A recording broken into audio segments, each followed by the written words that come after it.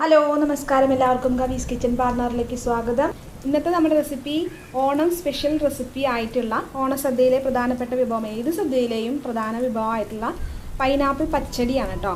Pineapple പച്ചടി സാധാരണ എങ്ങനെ ഉണ്ടാക്കുന്നതിനും വ്യത്യസ്തമായി സദ്യയിലെ പൈനാപ്പിൾ പച്ചടിയാണ് ഇന്ന് നമ്മൾ ഉണ്ടാക്കാൻ പോകുന്നത്. ഇവിടെ അതിനായിട്ട് ഞാൻ എടുത്തിരിക്കുന്നത്, അതിൻ്റെ കഷ്ണങ്ങൾ നോക്കുന്നത് തന്നെ വ്യത്യാസമുണ്ട്. അതായത് ഒരു കിലോ പൈനാപ്പിളാണ് ഞാൻ എടുത്തിരിക്കുന്നത്. അത് പൈനാപ്പിൾ ചെറുതായി നുറുക്കിയിട്ടാണ് ഒരു ബൗളിൽ വെച്ചിരിക്കുന്നത്. ഒരു കിലോ പൈനാപ്പിളിൻ്റെ പകുതി ഞാൻ എടുത്തിട്ടുള്ളൂ. അപ്പോൾ ആ പകുതി ചെറുതായി നുറുക്കി വെച്ചിരുന്നു, പകുതി വലിയ കഷ്ണങ്ങളായി നുറുക്കി വെച്ചിരിക്കുന്നതാണ് കേട്ടോ. പിന്നെ ഒരു കൈപ്പിടിയോളം കറുത്ത മുന്തിരിയാണ് എടുത്തിരിക്കുന്നത്. പൈനാപ്പിൾ ഇത് നമുക്ക് അങ്ങനെ തന്നെ ഇട്ട് വേവിക്കാം.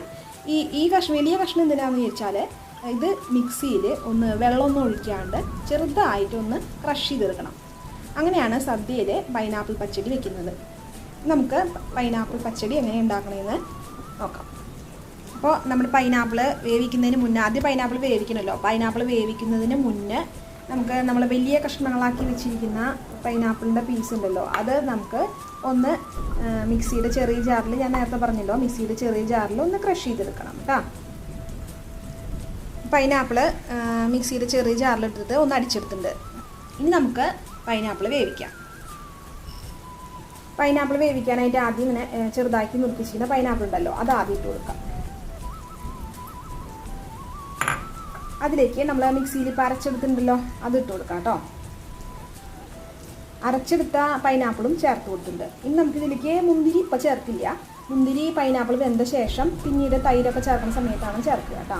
അപ്പോൾ ആദ്യം ഇതിലേക്ക് പച്ചമുളക് കീറിയത്, അതായത് ഒരു 3-4 പച്ചമുളക് നെടുകി കീറിയത് കേട്ടോ, അത് ഇട്ട് കൊടുക്കുകയാണേ. കുറച്ച് കറിവേപ്പില ഇട്ട് കൊടുക്കാം. ഇതിലേക്ക് മഞ്ഞൾപ്പൊടിയും മുളക് പൊടിയും ചേർക്കണം, ഉപ്പും ചേർക്കണം.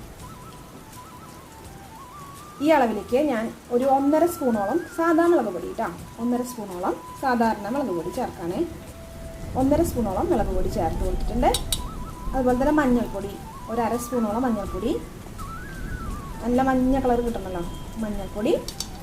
പിന്നെ ആവശ്യത്തിന് ഉപ്പ്, ഇതിലേക്ക് ആവശ്യത്തിന് ഉപ്പും ചേർത്ത് കൊടുത്തിട്ടുണ്ട്. പിന്നെ ഇത് നമ്മുടെ പൈനാപ്പിൾ വേവാൻ വേണ്ടിയിട്ട് ഒരു ഗ്ലാസ് വെള്ളം, സാധാരണ ഏതെങ്കിലും ഗ്ലാസ് അളവിൽ മതി, ഒരു ഗ്ലാസ് വെള്ളം ഞാൻ ഒഴിച്ചു കൊടുക്കാൻ പോവാണ്.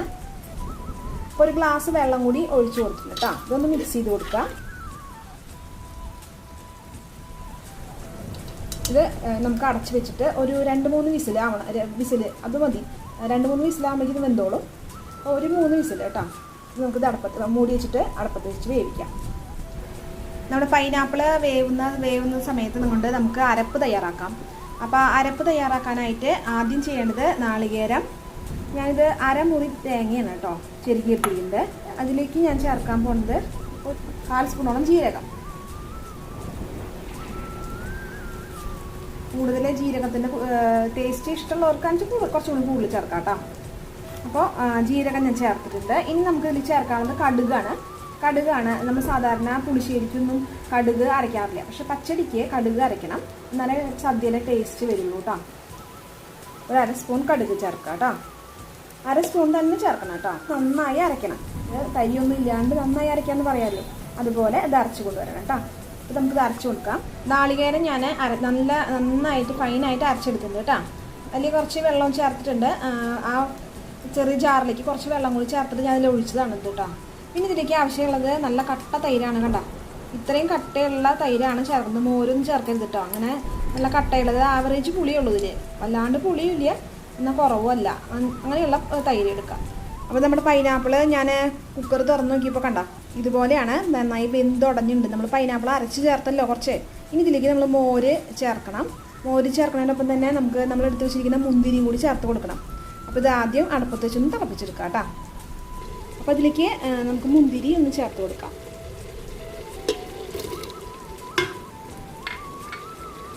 മുന്തിരി ചേർത്തിട്ട് ഒന്ന് ഇളക്കി കൊടുക്കാം.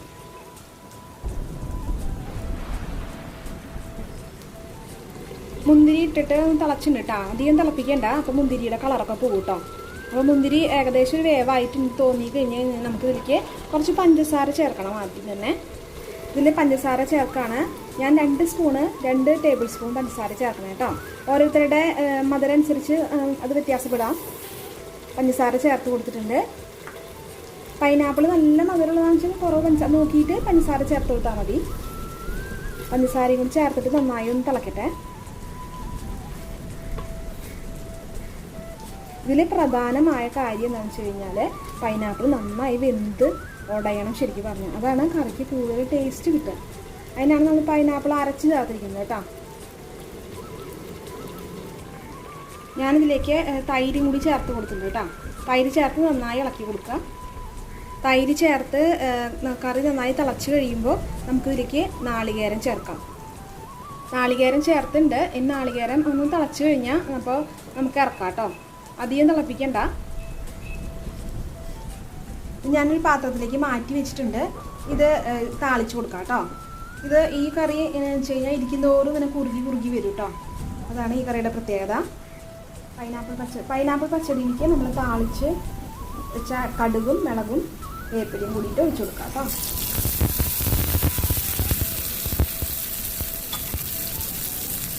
ചെറുക്കാലം നമുക്കൊന്ന് മൂടി വയ്ക്കാം. ഇതിൻ്റെ സ്മെല്ലൊക്കെ എനിക്ക് ഇറങ്ങണ വരെ മൂടി വെച്ചിട്ട് 10 മിനിറ്റ് കഴിഞ്ഞിട്ട് തുറക്കാം കേട്ടോ. ഞാൻ മൂടി വെച്ചിട്ടുണ്ട്. ഒരു 10 മിനിറ്റ് കഴിഞ്ഞിട്ട് തുറക്കാം കേട്ടോ. തുറന്ന് നോക്കാം നമുക്ക്. ഒരു 10 മിനിറ്റ് കഴിഞ്ഞിട്ടുണ്ട്. അപ്പം നമുക്ക് തുറന്ന് നോക്കാം കേട്ടോ. നല്ല സ്മെല്ലാണ്. ഇതൊന്ന് ഇളക്കി കൊടുക്കാം.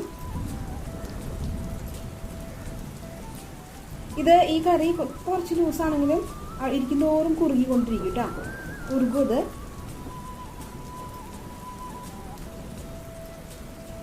തലേദിവസമൊക്കെ വെച്ചിട്ട് പിറ്റേ ദിവസം എടുക്കുമ്പോഴാണ് കൂടുതൽ ടേസ്റ്റ്. ഇപ്പോൾ കാളനൊക്കെ നമ്മൾ വെക്കുന്ന പോലെ തന്നെ പിറ്റേ ദിവസത്തേക്കായിരിക്കും കൂടുതൽ ടേസ്റ്റ് വരിക കേട്ടോ.